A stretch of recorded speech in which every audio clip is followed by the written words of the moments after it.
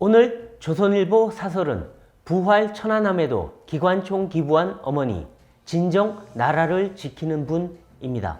최신 호위함으로 재탄생한 천안함에 46용사의 충정이 새겨진 316 기관총 2정이 탑재됐다고 합니다.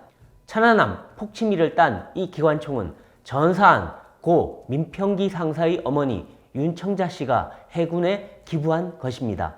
윤 씨는 아들의 죽음을 가족의 비극으로 끝내지 않았습니다. 그는 유족 보상금 1억 원과 성금 등 1억 898만 원으로 새로 취역하는 해군함에 아들의 충정을 담아 기관총을 기부해 왔습니다. 지금까지 18정의 기관총이 초계함 9척에 배치됐는데 최근 퇴역한 초계함의 기관총을 천안함에 옮겨 달았습니다.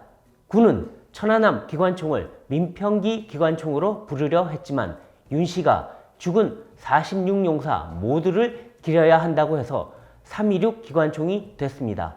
그는 영화 연평해전 제작에도 100만 원 성금을 냈습니다. 천안함 취역식에서 윤 씨는 아들아, 내가 죽어서도 서해를 지키는구나 라고 했습니다. 윤 씨 이 말에 더 보탤 것이 없습니다. 윤 씨에게 지난 13년은 피눈물 나는 고통의 시간이었습니다. 싸늘한 아들의 죽음을 끌어안다 실신했고 아들의 묘비를 외투로 덮으며 통곡했습니다. 천안함 괴담이 나올 때마다 제발 그만하라고 절규했습니다. 가슴에 피멍이 들었지만 침략자를 응징하는 데 써달라며 정부가 준 보상금을 전액 기증했습니다. 2020년 서해 수호의 날 기념식에선 문재인 전 대통령에게 다가가 이게 누구 소행인지 말씀 좀 해달라고 호소했습니다. 문 전 대통령은 들릴 듯 말 듯 작은 목소리로 북한 소행이라는 정부 입장이 있다고만 했습니다. 윤 씨를 가장 힘들게 한 것은 천안함 장병들을 욕보이는 가짜 뉴스였습니다. 문정부 때 대통령 직속위원회는 천안함 괴담 유포자의 요구에 따라 서류까지 바꿔 천안함을 재조사하려 했습니다. 북한 어뢰에 의한 폭침이라는 사실을 흐리고 조작하려는 의도가 분명했습니다. 이미 당시 국방장관은 천안함 폭침을 우발적 사고라고 하는 지경이었습니다. 대통령은 서해 수호의 날 행사에 계속 불참하다 선거를 앞두고 보여주기 이벤트 한 번을 벌였습니다.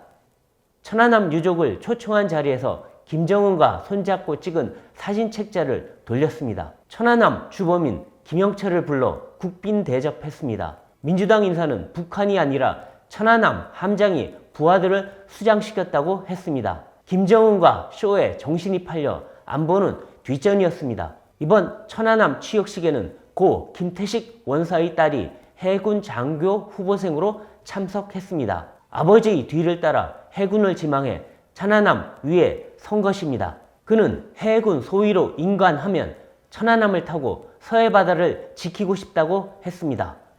진짜 대한민국 안보를 지키는 이들은 가족을 잃은 고통을 호국으로 승화시킨 46용사의 어머니와 딸일 것입니다. 이분들의 희생과 헌신 앞에 고개를 숙입니다. 오늘 조선일보 사설이었습니다.